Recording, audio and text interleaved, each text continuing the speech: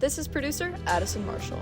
Previously on Darren and Josh Make a Movie, the guys bantered about their Hollywood break-in stories and explained why now and why them. Today they talk horror subgenres at the legendary Mystic Museum in Burbank, California, with guests James A. Janisse, Chelsea Rebecca, and actress Hana Mae Lee as they try to figure out just what kind of movie they're going to make. Ladies and gentlemen, please take your seats. The show is about to begin. Oh yes, there will be blood. No, it's not creepy at all. I run a house with 50 crazy bitches. Taught them to survive. This is real life! You're hallucinating. It is real. This is okay. That girl really needs to learn to keep her mouth shut. The man with the cello. That is disgusting. Is that a fucking piranha? They took my penis! They took my penis! Oh, I wish I hadn't seen that. You haven't seen anything yet. You wanna play games, motherfucker? Citrate comes in a little glass vial. Hallelujah!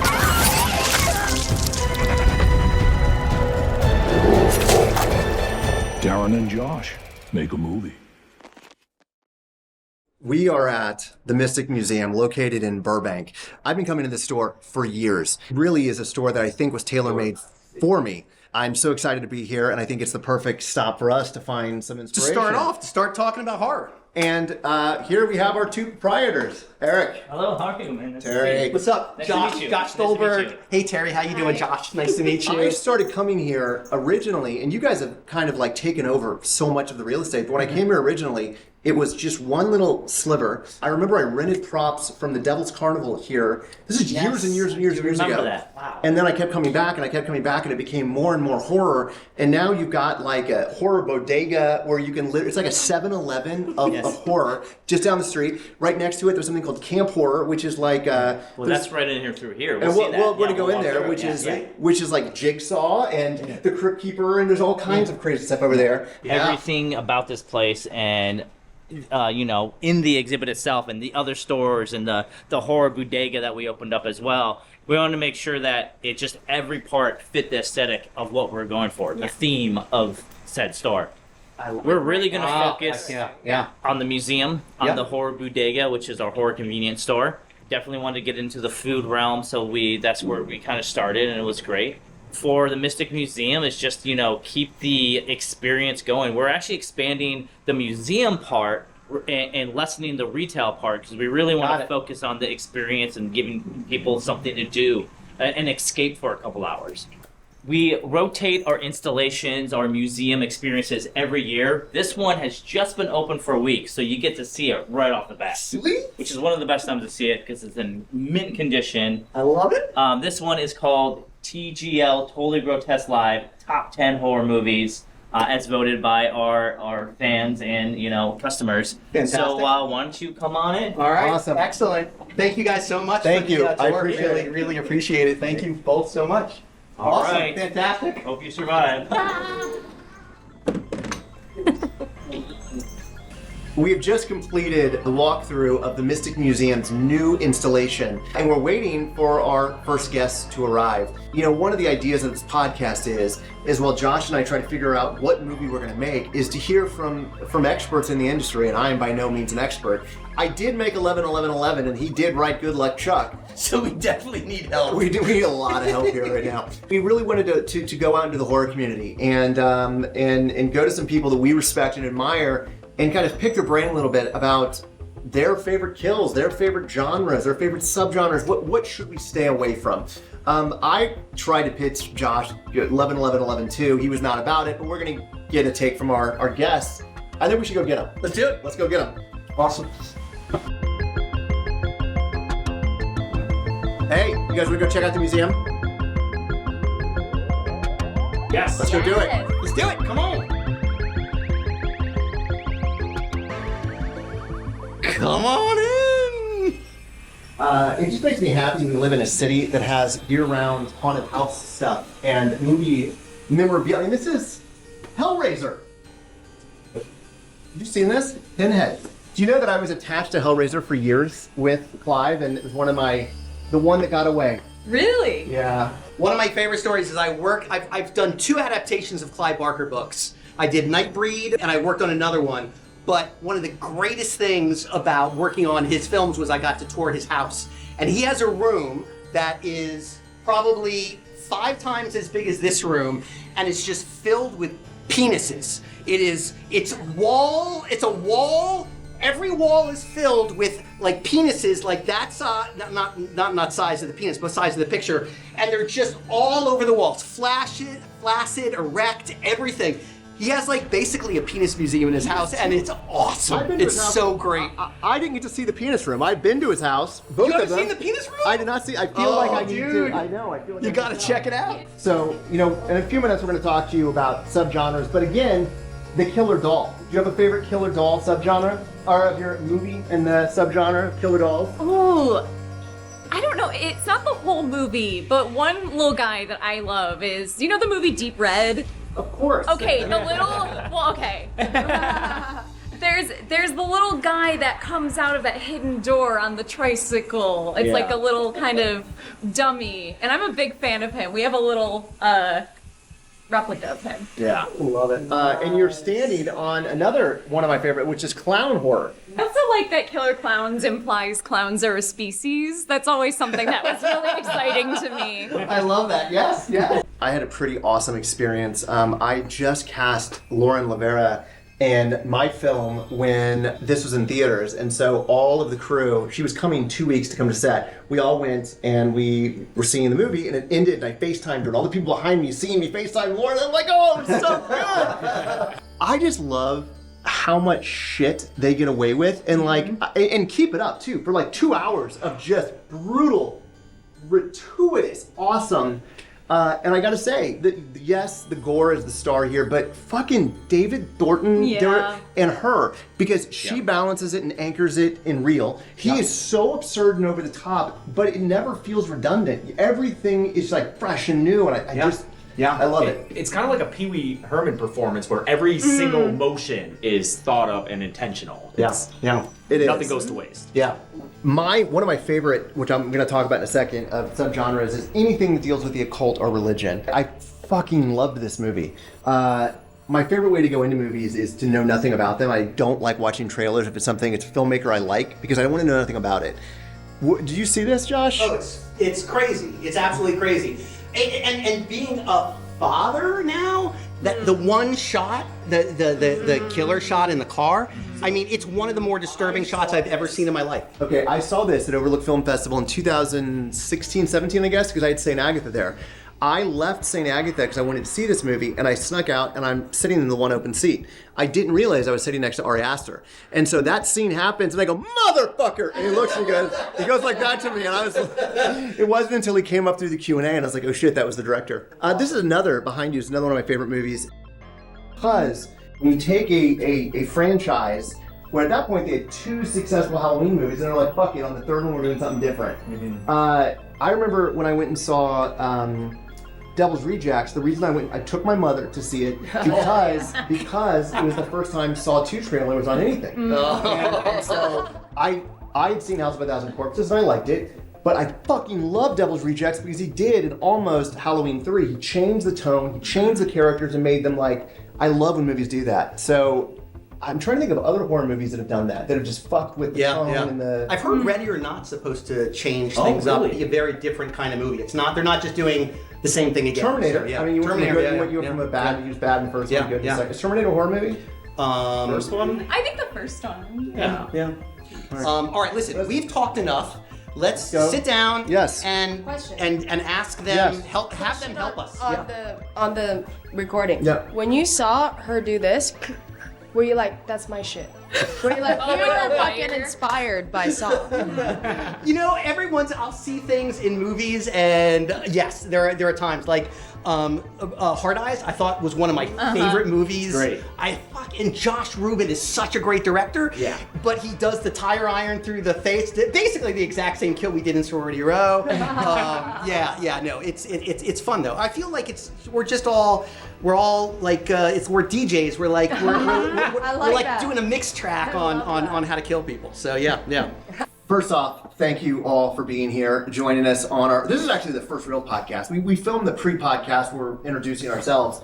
And just to kind of give you a little bit of background, we told you a little bit on the email, but Josh and I are going to make a movie. We don't know what the movie's going to be yet. Part of this exploration process is talking to experts that are involved in the horror world, that watch horror movies, that get killed in horror movies, sometimes multiple times in the same one, and figure out what about certain types of horror, what about subgenres, like what do you respond to and what don't you respond to? What do you look at and you say, that is a trope, I hate it, it needs to go. Sometimes we need different perspectives. That's kind of why we're here today. I mean, if you want to add anything to it. No. I'm geeking out at having all three of you guys here. Can I start with you? Sure. I just want to talk about the babysitter for a second. What's crazy to me is that I don't know of another character that's been killed 3 times in the same franchise, which I adore. Yeah. And the other thing that I loved about that movie was I started watching it and I fell into a false sense of calmness because it was almost like getting to know those characters. I just loved the relationship, and then all of a sudden the whole film just turns. Tell us a little bit about how you got involved with that film and what it was like to get killed 3 times in the same franchise. I loved it. I love getting killed and coming back. It's like the most fun. But Mick G is amazing. What a one of a kind. He has so much energy and personality. And when I first went in for the film, the cheerleader character, there was like 3 of us. So it wasn't like the goth and like Bella's character and then like Batch. It was like all kind of like cheer squad. Yeah. And then he really wanted to kind of like stand them out so that everyone could have a outfit for Halloween. But he really wanted everyone to have their own voice. Yeah. So he was really cool. He's like, so after I got the part, he's like, I want you to make it your own, like let's dress her cool, and if you have any ideas of like how you want her to look. And I was like really into like blogger tattoos and like the nails that they were doing. Yeah. And he's like, cool, I'm gonna put you in a beret. I was like, perfect, we'll do like a Saint Laurent thing. And then so we like kind of like did her all up and made her all goth, and it was great. He was so like open to kind of what we brought in, and at the time I loved Human Centipede, the trilogy. You mentioned Human Centipede in the movie. I did. I remember that. Yes. So that monologue, because it was like a long attic, and in the script it was shorter because like it was like a shorter kill. But like he wanted me to crawl and like find Cole. Yeah. And so he's like, go for it. Like do your kill monologue. So I'm like, fuck it. I'm gonna do this like human centipede Cole like bit where I'm like, I'm gonna sew your ass to your mouth, Cole, like a 7-year-old boy. Have you ever tasted your own shit, Cole? And he put it in, which I loved, and it was great. And I love when I blow up underneath the house. Like I think it was like a few weeks before we had like the viewing or the showing of the film that was done. And he's like, can you scream, I'm still alive, motherfucker? And just like send it to me. So I just like did on my iPhone, and then he put that in the film. And then lo and behold, we come back for the second. Well, what I love is that you say, I'm still alive, motherfucker, and then all of a sudden the explosion happens. So it's really like, oh, is she not? I love that. I've got a question for you because I, as a horror writer, I'm constantly writing people getting killed.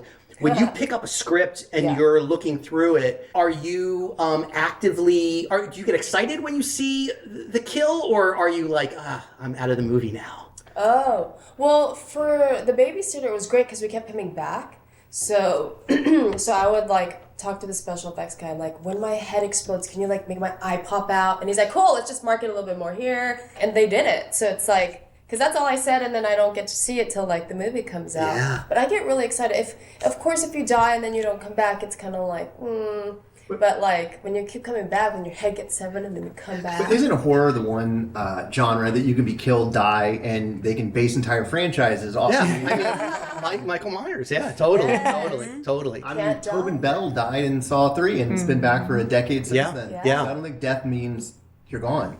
So before we get into subgenres, how did you guys get into your love of horror? Like, what was the breaking in? Oh, since I was a kid. I remember being so afraid of the opening scene of Scream, and then a few years later, stealing myself as like a 10-year-old and being like, I can do this. And then once I could, it just started renting all the classics, keeping track of them, like what I liked. I had a website. I learned how to code HTML just to make a horror movie website. So, fan from childhood. That's great. Yeah. Oh my God, I love it. Yeah. How about you, Jill? I was terrified of horror movies as a kid. And yes, and I also wasn't allowed to watch super violent stuff, so then it became kind of a forbidden fruit thing.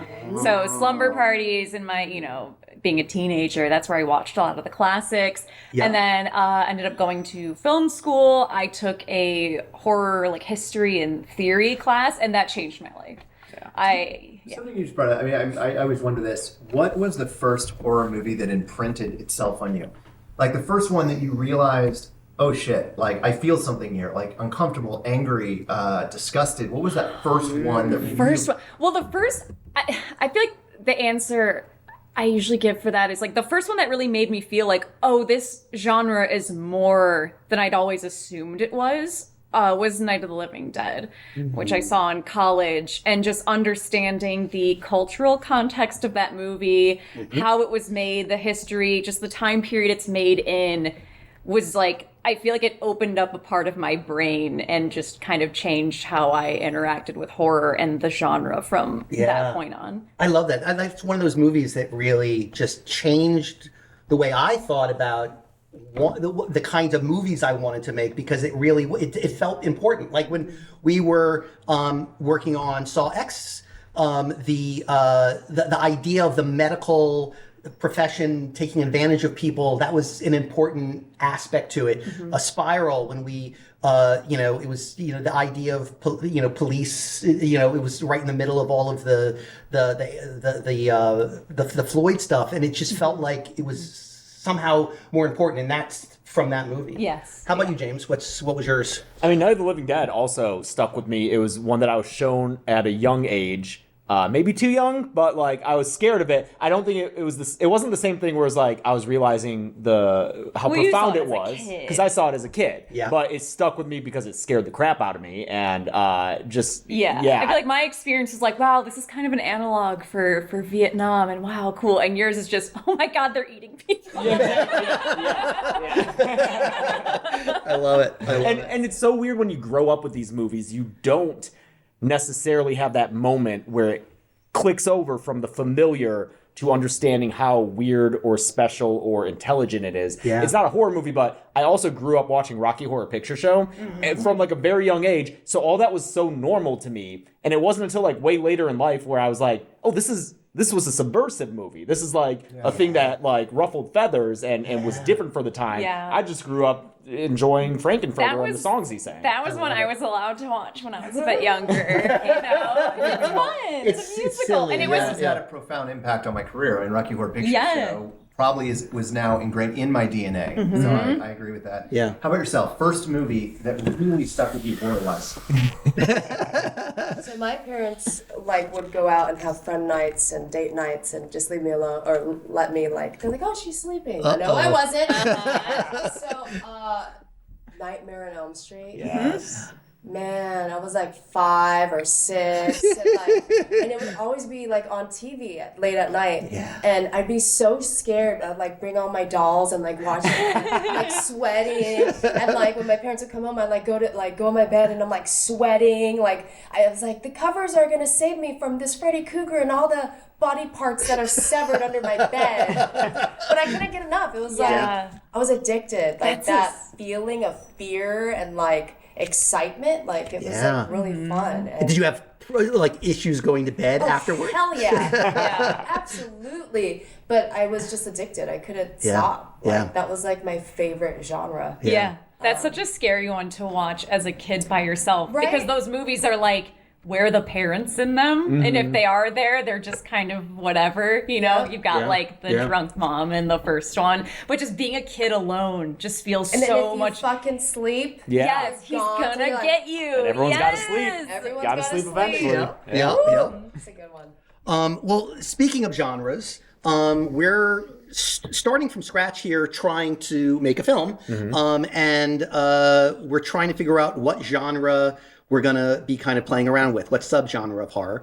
Obviously, we've worked together on 5 or 6 of the Saw films. I've done slasher movies with Sorority Row. I've done animal horror with Piranha 3D. I have a feeling we'll probably stay away from that stuff, although slasher is always fun for me. But we kind of want to know what are some of the either the subgenres that excite you, you feel like there isn't enough of, that...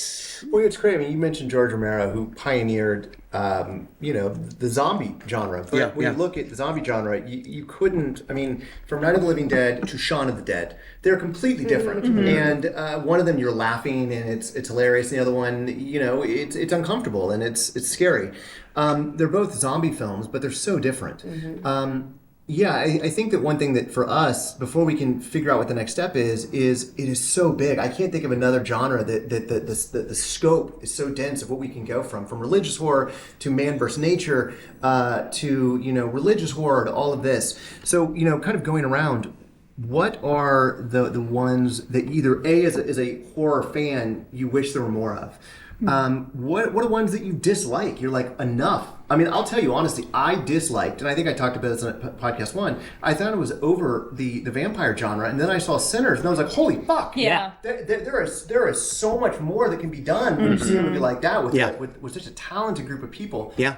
Are there any, first off, let's just start with, what is your favorite subgenre?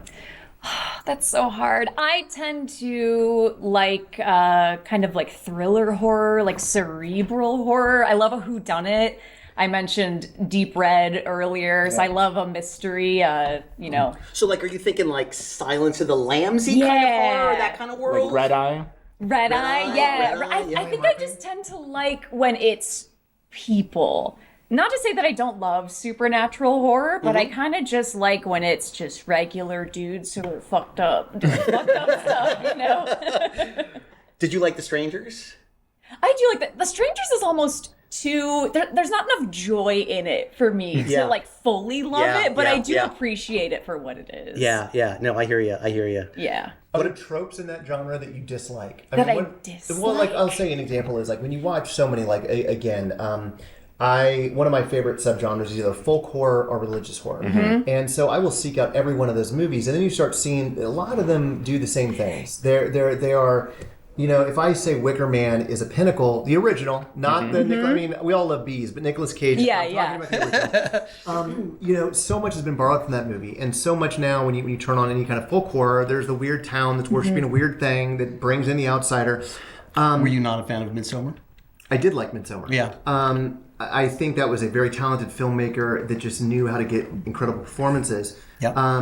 But, I can't tell you how many slasher movies I see that I roll my eyes out or I'll turn off because I'm like, they're just rehashing, they're doing paint by numbers. Is there anything that causes you to turn something off when you're watching it? You're like, there's nothing new here. Well, I guess, the original Wicker Man is in my top 3. I'm obsessed with it. It's one of my favorite movies. And I also love Midsommar. So I guess, touching on the folk horror thing, one of my pet peeves with that is, I guess, when it turns more to just, it's a cult, or when that's the reveal, I'm tired of it. When it's like, oh, the big twist is they put on their robes and there's a human sacrifice. It's I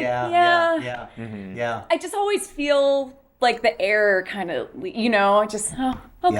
guess that's where we're going. And I kind of feel like there's always you kind of see where it's going once you get to that point. Yeah. I feel like there's exceptions to anything where, I say I don't like it, but then there's movies that do it really well. But I'm just always kind of bummed out when that's the twist in something now. But you're right. It's kind of what Darren was just saying was every once in a while, like, there'll be a movie that just stands above, far beyond anything that you could have imagined what that subgenre was going to be. Well, we thought we were done with horror movies where it's about grief. It's like Babadook, great. There have been excellent movies where it's a metaphor for grief. Yeah, Hereditary. Hereditary, awesome. But there's so many nowadays that we're like, please, let's be done with it. Then we go and see Bring Her Back. Yeah. It's about grief. Really good though. We loved it. So there's always, if you're talented enough, you can live in that space and do something new. Or you're specific enough with what it is. Yeah. Have you seen Bring Her Back yet? No.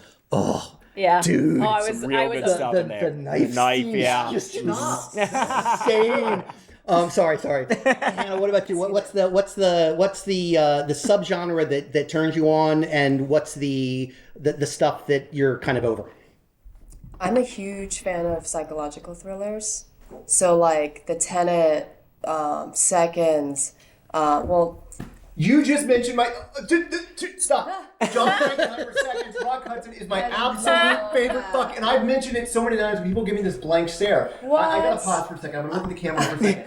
Seconds is my movie recommendation. Look at that camera, not... No, get over here. So Seconds is Rock Hudson, and it is John Frankenheimer, and it is the most ballsy, cool, upsetting movie. It didn't do well when it came out because I don't think anyone wanted to see Rock Hudson play like a bad guy in it. Right. It fucks with me and it makes me uncomfortable. And it's one of those movies that's not violent. It's not. It just makes me uncomfortable because you're watching someone make a series of wrong choices, bad choices throughout this entire thing. But one of my favorite villains of all movies comes from Seconds, and I mention it in the movie I just made. I tell them to watch Seconds and look at the villain, because the villain in Seconds is like an Orville Redenbacher dude. He's this old man who wears a little bow tie, and he's super nice. And he's like, he'll sit next to him and be like, now listen, don't I'm gonna kill you, but it's gonna be okay. It's gonna be, and like, there's no yelling, there's no screaming, there's no like being, he's super sweet. And it makes it so uncomfortable. They made kind of a remake of it with Ryan Reynolds and I forget who else. They didn't call it Seconds. They called it something else. Right. But that is... All right, I'm gonna have to watch it. He's like God, right? Pretty much. And even how he's talking is like kind of like all holy, because you get to kind of start your life over again, but you can't escape this. Yeah. You can totally change it all. But you can't liked you escape before, this. but now like, the fact that she said Seconds just made me very happy. And a Tenet. I fucking love that. It was nominated for an Oscar, which I only know because we were talking about this movie. Really? Excellent. Wait, Excellent. No, it's Seconds. Oh, Seconds. For cinematography. Cinematography, yep. Yeah, she was vouching for it before cameras were rolling. I got very excited. Please continue. So favorite subgenres in that world, or so that's like definitely like I notice a lot of the European filmmakers do more of the psychological, like even like Polanski's. I know that they like dubbed it English, but like High Tension. Have you seen that? Alex Aja is insane. so I got to work with good. him on Piranha, and Really? he's a genius. He's he's incredible. That's so cool. Yeah, High Tension was great. What did you think of the ending of High Tension? That's what I loved. Because then it's like, oh shit, like she's giving herself head with a fucking decapitated head. And it's her. And I love that the dude is like so normal looking almost. And it's like so frightening because he's like kind of nice and people like him. And he's just like going and murdering everybody. Yeah. It's fucking her. Yeah. I loved it. I just watched The Evil Within maybe like 6 months ago. Yeah. And I was like, fuck. Because it's all here. And then you can't escape the mind. Yeah. And it's like, but it's so real. So that's like my favorite genre for sure. What's your least favorite? The old people scary thing is just like, Yes. We were in the car. I was writing down lists of tropes that I hate, and that's one of them. Yeah. Specifically old women. Old naked lady is the yes, scary naked thing. women's bodies are scary. Yeah, I hate it. Did you see the John Lithgow, Jeffrey Rush? What's the name of that movie? There's something. It's a character. He has like a marionette puppet on his hand that he walks around an old age home. I don't remember. Yeah, the new one, right? All I can, we haven't seen it all I yet. can think is the Mel Gibson one with the... No. That's different. It's set in an old age home. Okay. Got it. Yeah, that's cheat toward Hannah Casino. okay. There we go. Josh, what about yourself? I'm curious on this. yes. Wait, I want to hear from James first. Oh, yeah. And then I'll tell you. Yeah, I've got two subgenres that I really enjoy that are going to be more of like new movies. Found footage, I find those are the movies that are able to scare me the most, just because I grew up with a camcorder. It feels the most real to me. Yeah. So as long as it's done well, and unfortunately, there have been so many, and a lot of them use the same scares that sometimes you'll get a movie where it's all stuff you've seen before, and you're like, I wasted my time. But I think effective ones are great. Best one. What's your favorite? Because I love that. Wreck. Probably Wreck. It's so good. Can I chime in? Well, Lake Mungo. Lake Mungo, also very good. Yeah. It's so good. Yeah. And then I've also been enjoying, influencer horror movies where it's centered around the drive to be popular online, the drive to gain followers. And maybe it's because we know what that's like to a degree, but you do see, even in our peers and friends who also do this, the potential for it to get scary, like the need for that. Yeah. And I just keep seeing so many that are so enjoyable, between Spree and Influencer, Deathstream is great. Superhost. Yep. Even this movie called Clickbait Unfollowed. Both of those were great films. Yeah. I agree. You look at the cover and you're like, this can't be good. And then it's not bad. Yeah. I think in the years that we've been doing what we do, we've just met people where it's like, I could see it. You know what I mean? Yeah. Where it's like, it just, if it gets pushed just a little too far, you know? And then there are other movies that touch upon like the fan interaction and how that can be like kind of a parasocial, sometimes scary thing, even though, most fans are awesome and they're why we're able to do what we are able to do. When those movies are able to tap into that like potential fear. Even Smile 2 had aspects of it. She wasn't an influencer, but it was just the fame and that stuff feels real to us. Where it's the obsessive fan. Yeah. I also love Human Centipede, so I understand. Wait, before we move on, I just have to do a little plug for Skill House coming out July 11th. Influencer movie. Yeah. Oh, like a house full of the influencers making content? 10 influencers in a house. Great. 50 Cent produced it. Amazing. And this is one that I wrote and directed, and it has it's one of my favorite kills that I've done, so I'm excited. Yeah, I'm just imagining and then there were none, but it's... Yeah. Again, I have a passion for found footage, so outside of Rec, what else? Yeah, I mean, I love a lot of the Paranormal Activity movies. I think they're great. 1, 3, marked ones. I love the marked ones. Marked ones is a lot of fun. One that I don't love is Grave Encounters. That's one that I watched and felt like I had already seen all the twists and scares before. What other? As Above. As Above, So Below is fine. I know a lot of people really like it. There's cool set pieces in it. Creep, I love. I think Creep's very effective for a 2-man show where it's just they went up to a cabin and made this movie. I love it. Why? What are some of yours? Well, again, I think that what's so crazy about the found footage thing, I like you, can find myself suspending disbelief a lot more. Yeah. Arguably Cannibal Holocaust was probably the very first of those, and that was before the craze of Blair Witch. Blair Witch, yeah. So when I saw Cannibal Holocaust for the first time, it was on a VHS, and I had no idea what I was in for, and I remember being... and that was kind of going back to the first movie that imprinted itself. I was young. I should not have watched that movie. That one. I still am not okay from that movie. And I think that because I thought it was real and it looked real and it was shot like a National Geographic thing, and it was... So when you can find movies that stop being gimmicky to me and actually look like you are watching something, a voyeur and something you shouldn't be in. I really enjoyed The Last Broadcast, and again, that was before Blair Witch, and that was before all of that. They came out in the same year, and I saw it first, and I remember I was really upset and unnerved by it. Now, in retrospect, if you haven't seen it, it's not great, but at the time, it was. Have you seen Last Broadcast? No. It's The Search for the Jersey Devil, which I know. The Jersey Devil. It was just slow, but it made me feel it was real. And then, so I really do like them when they're done well. But there's so many that are not done well that you can tell they're bad actors. And I think the ones that resonate with me are ones that they don't look like they're acting. They look like real people. I have no baggage. I don't know who these people are. They don't look, I saw that guy on an episode of Modern Family. If you're going to play that gimmick of found footage, I got to believe that these are real people. And so I think that the pitfall in some of these are when I can that person's from this, and this, I immediately tune out. As Above has that. What does As Above, yeah. I'm like, oh, that's Ginsberg from Mad Men.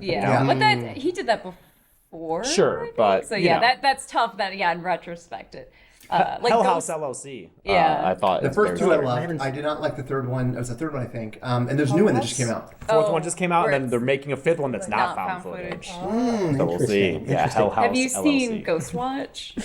That's the BBC thing, right? No, I've not seen that. That's good. I love it. Good. I have a Ghostwatch shirt. I am a big fan. But I agree. I think that to me, that's one of the subgenres of horror that I always seek out, but I turn off the most. Sure. I will always find found footage, but then I might only make it 10 minutes in. So I really, Okay, so you love that. What don't you like? What subgenres do you look at and say? Exorcism movies. I feel like they're all the same. Like there's a new one coming out with what is it? Al Pacino and Daniel. What's his name? The guy from The Guest. He's in one. Oh my gosh! Why am I blanking? we love him. Dan Stevens. Dan Stevens. We love Dan Stevens, but I read the description and it's an old priest and a younger priest who's questioning his faith, and they have to do an exorcist. Yeah. I've just seen it so many times, and it's like we've all seen The Exorcist. Yeah. It's great. It's a phenomenal piece of work, and it just feels like every exorcism movie that comes after that is swimming in the same pool. You know? Yeah.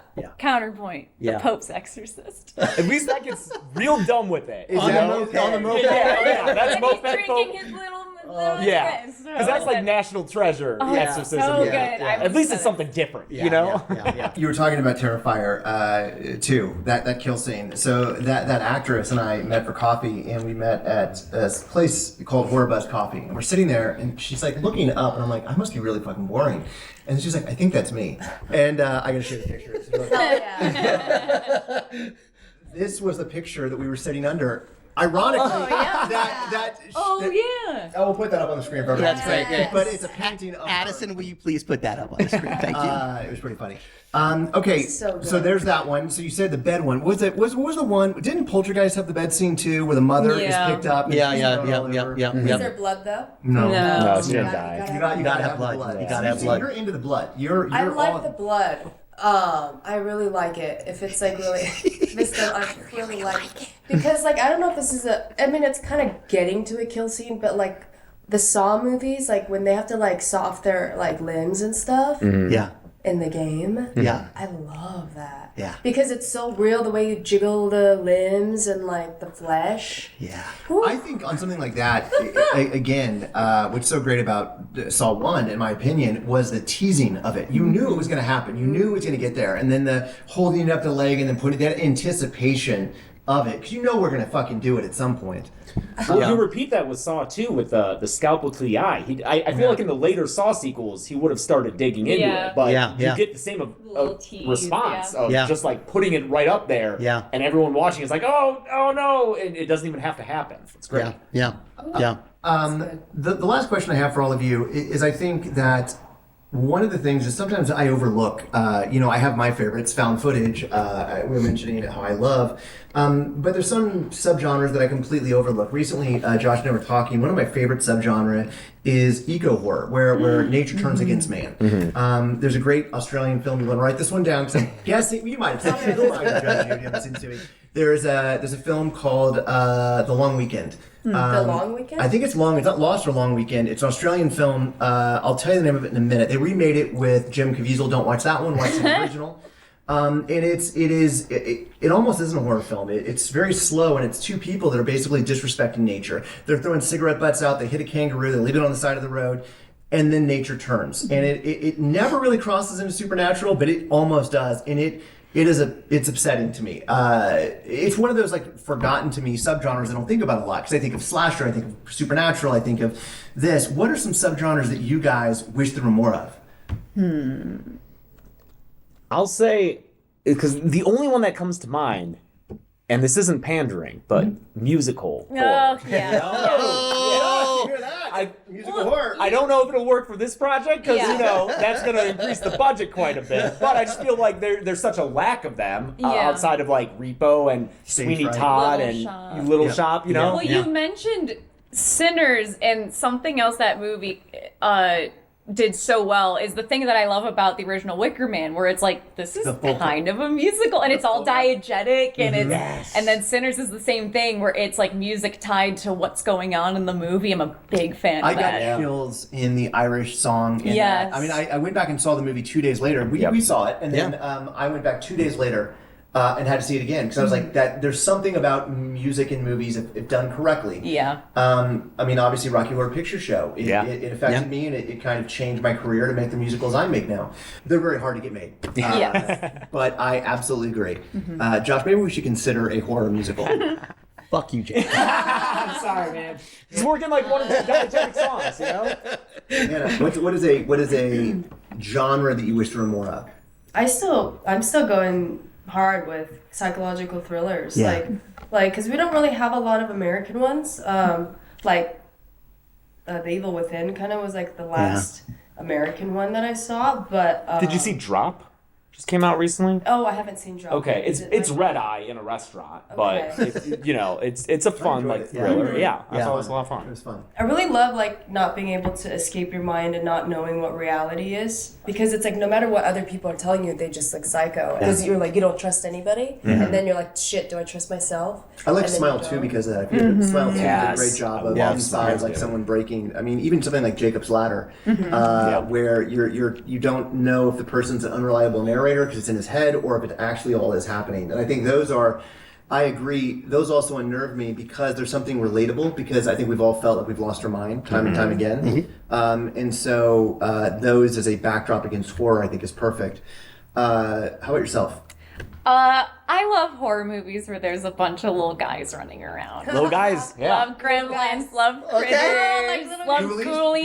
Ghoulies. Have you Ghoulies seen go to college. Latest one, Unwelcome. Unwelcome. It's Oh, an it's Irish horror movie. Yeah, Okay. little guys. They're called red caps. The red caps are like an old. I mean, that's an actual kind of like mythological figure from like Leprechauns Celtic were originally folklore. red. They were. We went to the. I went to Ireland and I went to the Leprechaun Museum, and they were originally red, and then they were Really? changed throughout time to I think green or whatever the colors. Yeah.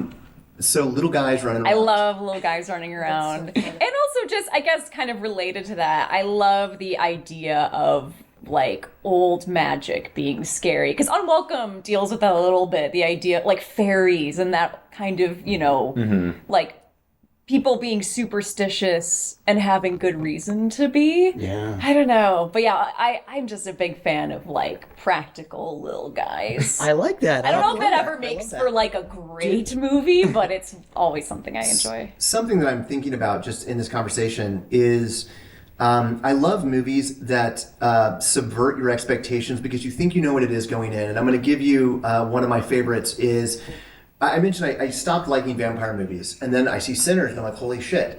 I stopped liking Kids in a Cabin, and then I saw Cabin in the Woods, and I was like, holy shit. Yeah. Because they took tropes that we all know, and tropes we've seen a million times, and then completely went at a right angle. Yeah. And I think as an audience, it immediately, I remember being in the theater seeing that, it felt electric because it was something different. It felt so familiar, but it was different. And what's amazing about that is like horror movies specifically are about, a scare is a surprise. So when you add to that the entire movie is a surprise, the way it's made, like Scream to me changed my life when I first saw it, just because of how it wasn't subversive in a weird way. It was just subversive in the way that they approached making a horror movie. But you're right, Cabin in the Woods, exact same thing. I loved it, absolutely loved it.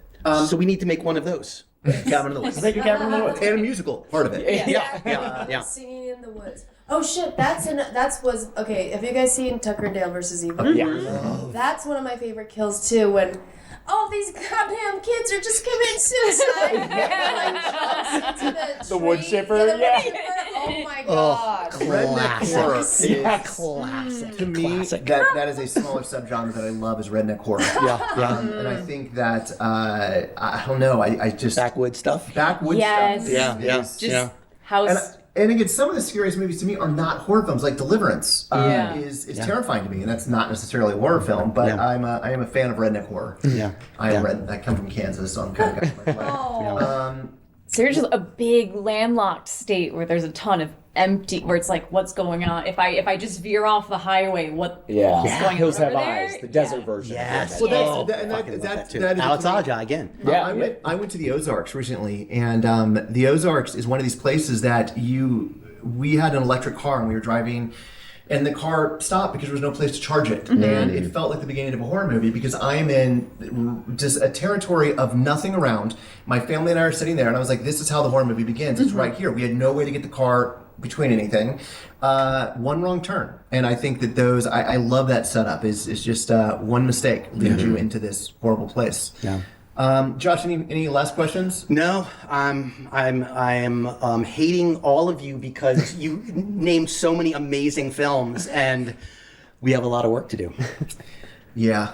Well, we've decided on a musical. I think we don't agree. I think it's agree on that. Yeah.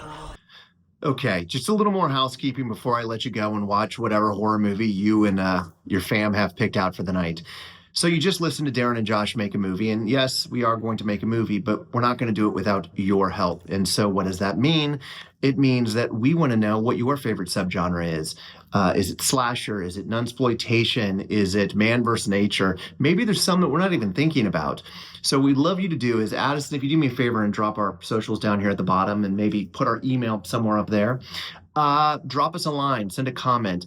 Let us know what we should steer clear of. Let us know what you would like us to do. Hell, send us an email and write a poem or soliloquy about your favorite subgenre of choice. I don't care. Speaking about audience interaction, we like to reward audience interaction, and that's why we have partnered with the good folks over at Envato. What is that? Well, it is a one-stop shopping for all of your editorial needs, from stock photos, stock footage, music, sound design elements, you name it, they have it. And we're going to be giving away a $200 subscription for it. All you have to do to enter is interact with us. If you follow us, you're entered. If you comment, you're entered again. If you comment and then you send us an email, well, that's 3 entries for you. So that's all you have to do. Act alive, be present, be active, and you are entered into the sweepstakes, which we will give away next week. So in the meantime, everyone, stay spooky, and we'll see you next Tuesday. That's a wrap on today's episode. Please give the show a follow, and if you could leave a rating or a review on Apple Podcasts or Spotify, each post helps us reach more listeners like you. Another way to support us is to join the crew at djmakeamovie.com. We'd love to hear from you. Follow and join the conversation at DJ Make a Movie on all social platforms. Let's make a movie together. Darren and Josh Make a Movie, Season 1. Hosted by Darren Bousman and Josh Stolberg. Produced by Addison Marshall. Email the team at djmakeamovie@gmail.com. To watch on video and enjoy all the visuals you may have missed listening to the audio version of the show, subscribe to the Darren and Josh Make a Movie YouTube channel. Thank you for joining.